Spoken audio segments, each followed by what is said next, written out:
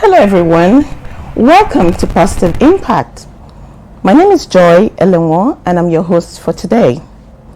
Positive Impact is an exciting and entertaining program where we have professionals coming to share their perspectives on burning issues and also prefer solutions. Today we're going to look at Nigerian fundamental human rights. Do you know your rights? Stay tuned and our guest to tell you all about your rights today when we come back. Living Lamb of God, I have victory in you. Oh, I'm the seed of Abraham, a joint heir with Christ. The victory is mine, 'cause I am yours, more than conqueror. Welcome back. This is Positive Impact and our topic today is on fundamental human rights. Today we have Barrister Mrs. Cordelia Eke. She's going to tell us more about the Nigerian fundamental human rights.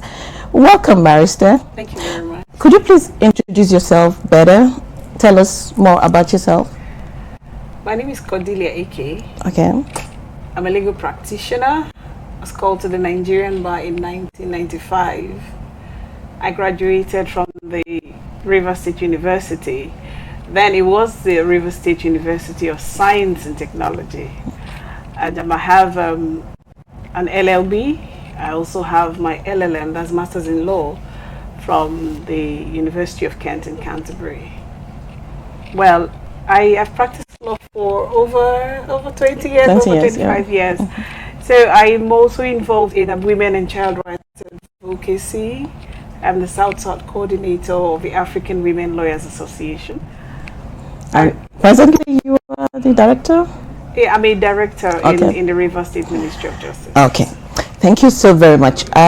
So what are we going to say? Are human rights generally applicable in Nigeria? First, human rights are certain recognized rights that are intrinsic to every human being. These are rights that are universally recognized as those that form part of every human being. Once you are born, you have those rights. They are recognized in the Universal Declaration of Human Rights, and a lot of countries, of course, of the world were part of the Universal Declaration of Human Rights. Thereafter, the different regions also had to pass other treaties, conventions, legislations to confirm that. Like in Africa, you have the African Charter on Human Rights, and to which Nigeria is a signatory. From there, Nigeria also had an obligation to make it part of its laws, and so we have those rights also guaranteed by the Nigerian Constitution, Chapter 4 of the Nigerian Constitution precisely. So these rights, you have the economic rights, you have the social rights, you have cultural rights, but they are, in Nigeria, they are stipulated in Chapter 4 of the Nigerian Constitution. Okay, so what are the fundamental rights of a Nigerian citizen? Well, there are lots of them. From section 33 to 42 of the Constitution, you have them, but I can mention some of them. You have, first of all, most importantly, the right to life. Every human being, every Nigerian citizen, everybody living in Nigeria is recognized to have a right to life, and nobody is supposed to take away the life of another person except through lawful means. Okay. Which may be by the law court. So you have the right to life, you have the right to dignity of the human person, yes. You have the right to family life, family life, right to own property, freedom of expression, yes. Freedom from discrimination. You have the right to have your own opinion, your personal opinion, freedom of association. There are lots of rights that are guaranteed by the Nigerian Constitution. So why is it important for a citizen to have the basic fundamental of human rights? Now, it's important because the human rights will make for peaceful coexistence. Recognition of the fact that everybody has a right makes for peaceful coexistence in the society. Yeah. It creates boundaries for people.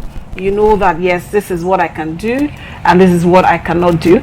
Even the authorities, the government, every other person knows that, look, you don't tamper with these things. So it helps to maintain order and law in the society. So how was human rights introduced in Nigeria, and how effective is the protection of human rights in Nigeria? Well, Nigeria ratified the African Charter in, I think it's about 1983 or thereabouts. Yes. Even before then, the Universal Declaration of Human Rights had been there as far back as 1948. So it's been part of the Nigerian Constitution till date. So Nigeria has always recognized the existence of the human rights of its citizens and those that live in Nigeria in its constitution. Okay. So, did we talk about the effectiveness? I mean, how effective? Yes, the protection of human rights. Yeah. Okay, well, the protection of human rights in Nigeria, over the years, I think there's been more awareness. A lot more persons are taking advantage of what the law provides. It's one thing to have the laws there. It's another thing for people to know that these laws are there and to take advantage of them. So the rights are in the Constitution.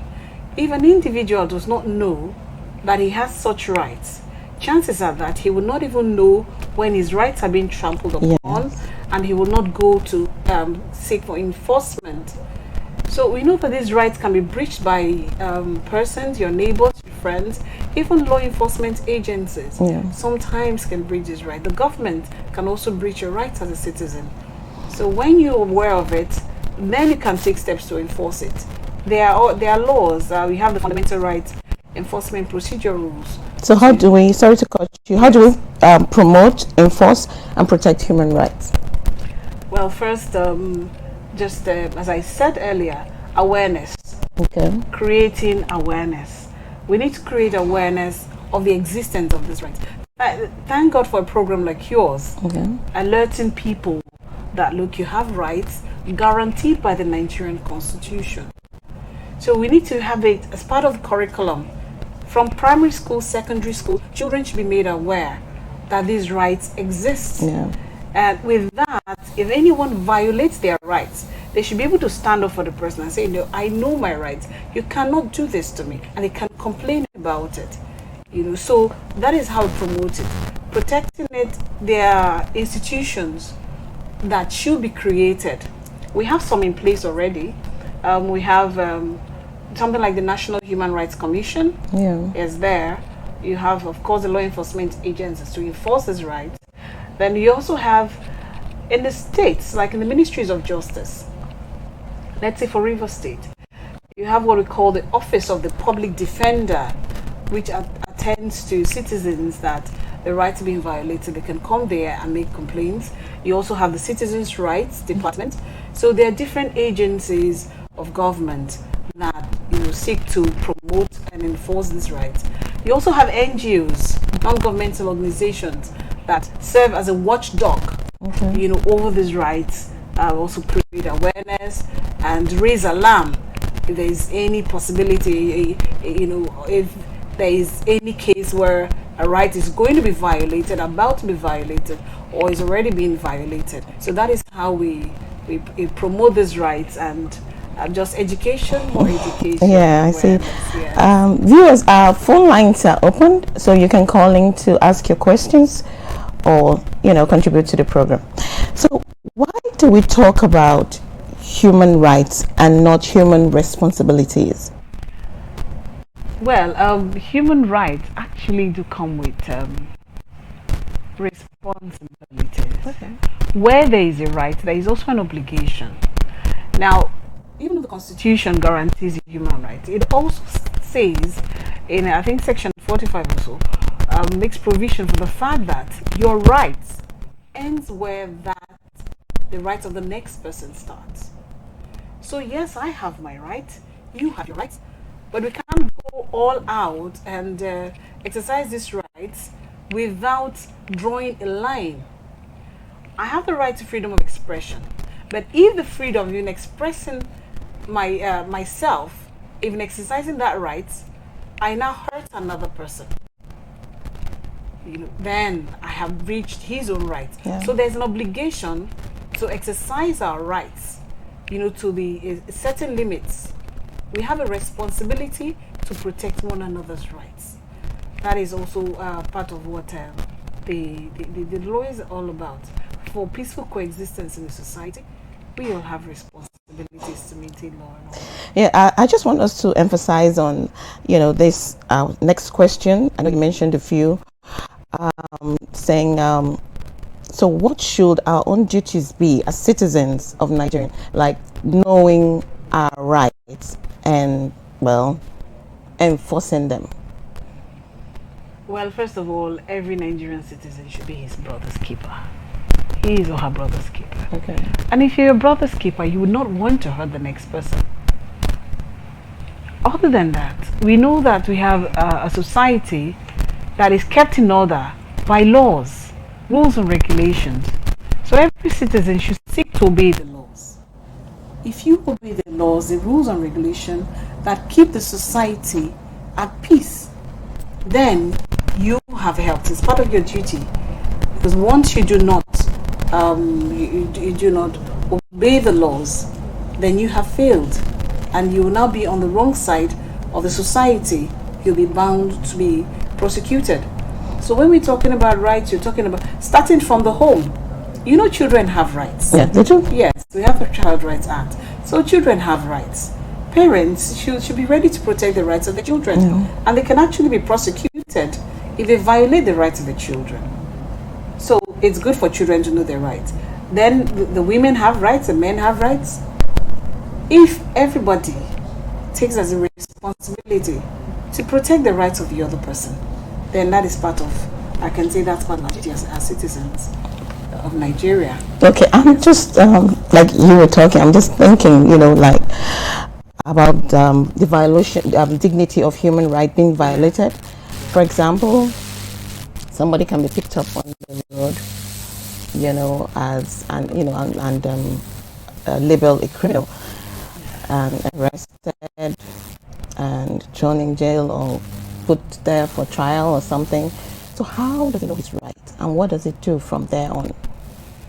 Okay, first, the right to dignity of a human person is a very important right, because there is also an international convention against torture, prohibiting torture of a human being in any form. So there are a lot of things that we do in the society that actually violate that convention and the dignity of the human person. Starting from the home, when you treat your maid like trash, you beat up your maid for no reason. Child abuse. Yes. It also violates, that's rights of dignity of the human person. Domestic violence is there, different forms of abuse, and then treating people improperly in a way that is less than, what a human being should be treated. You are degrading that person, and it violates the person's rights. Now, talking about what the issue of being picked up on the road and then taken away, yes, the law has also made provision for those that are arrested by the police. Now, if you're arrested by the police, you are regarded as a suspect, because Nigerian law presumes everybody innocent until proven guilty by the courts. So if you're arrested by the police, you still have rights. You get to the police station, you are supposed to be told your rights. That's what the law, Ministry of Criminal Justice Act makes that provision. Every suspect should be read his rights. He has a right to get a lawyer of his choice. Before he makes a statement in the police station, he should be able to ask for his lawyer. If not the lawyer, he can ask, if he doesn't have a lawyer, he can ask for anybody else to be there to witness his statement being taken. Okay. There is also what we call the Legal Aid Council.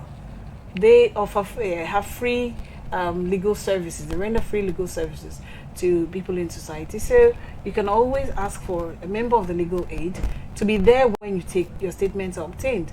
In River State, any statement that is obtained without abiding by the provisions concerning the rights can actually be thrown out when it gets to court. So you're not supposed to be tortured. You're supposed to make your statement freely and voluntarily. So there are several rights, that are provided for, even for a suspect in a police station. You're not supposed to be tortured or put under duress, for you to make your statements. So if you're able to prove, if it eventually gets to court, you're able to show that, your rights as a suspect were violated, then the case can be turned against the prosecution. In fact, there is also time limit for you to be charged to court if they must charge you to court. If they cannot finish the investigation, 48 hours at the most, you should be released. You should be discharged should be released on bail. Okay. If you're not released on bail, of course you can get somebody to apply for it. And bail is free. Yes. No, I just want to ask. I'm interested about this. Your passion about women and child rights advocacy. Tell us a little bit about that. Well, as a woman in society and growing up, I realized that the African society, we're in Nigeria, so you see that there are different forms of discrimination against women in the society. And women from childhood as a girl, you see that women are robbed of some of the rights that the male child has. And this continues to when women are married and even widows. So naturally, I don't like oppression, I don't like intimidation. And I was brought up by my father to know that and to think every woman is equal to a man. Whatever a man can do, of course, you as a woman, you are no less important than a male child. That's how I was brought up. So I easily moved into women and child rights advocacy. I'm ready to stand up for people whose rights are violated. Now, I'm a member of the International Federation of Women Lawyers. And after some years, I joined the African Women Lawyers Association. I was River State Pioneer Coordinator for River State, and now the South Zonal Coordinator. Now, in Aula for short, we attend to cases concerning violation of rights of women and children. We have people, especially the indigent ones, that cannot afford the services of a lawyer. They come to our offices, they complain, and we take up these complaints. Sometimes you have to get to the police station. Sometimes you have to file cases for them. It includes widows. In fact, presently in River State, there is a project. A project Aula and Obililo Briggs Foundation partnership for widows in River State. Okay. So any widow that has her rights violated because of her widowhood can walk into the office of the African Women Law Association and get attended to free of charge. Welcome back. This is still Positive Impact, and I still have with me Barrister Mrs. Cordelia A.K. Mrs. A.K., could you tell us some of the cases you have handled as regards human rights? Well, a lot of the time, cases we have handled, we try to keep the details or the parties confidential. However, I have prosecuted some cases, several cases, and one of them concerning the violation of the rights of a child. We have, there's a gentleman, I would like to call him a gentleman now, but his father who defiled his 8-year-old daughter. We were able to get him prosecuted and he was sentenced and sent to prison. Now for that case to fly, for us to do what we did, to be able to get judgment, it took the wife stepping up. It took her coming out to make a complaint. First, she was observant of what was happening to her child. Okay, we have a call coming in. Sorry to cut you short. Hello? Hello? Yes, we can hear you. What's your name and where are you calling from? Princess. Sorry?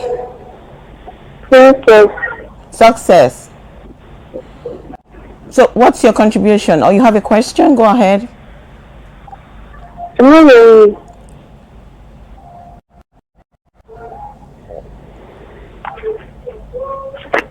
We can hear you. Go ahead. Yeah. It's Maybe the person should call back. okay.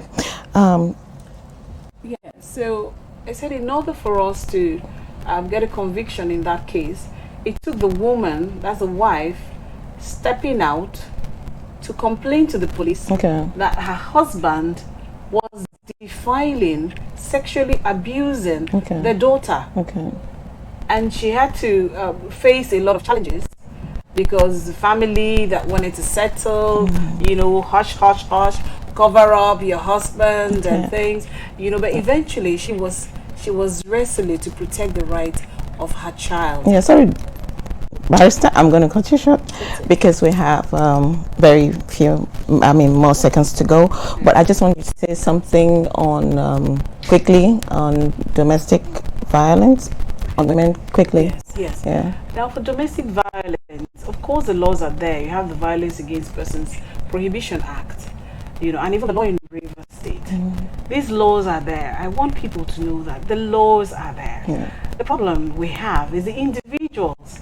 If you do not step out to complain, if you do not step out to shout, to report that your rights are being violated or that you are being abused, nobody will be able to help. Thank you so very much for coming, and thank you for impacting us today. Viewers, we've come to the end of this program.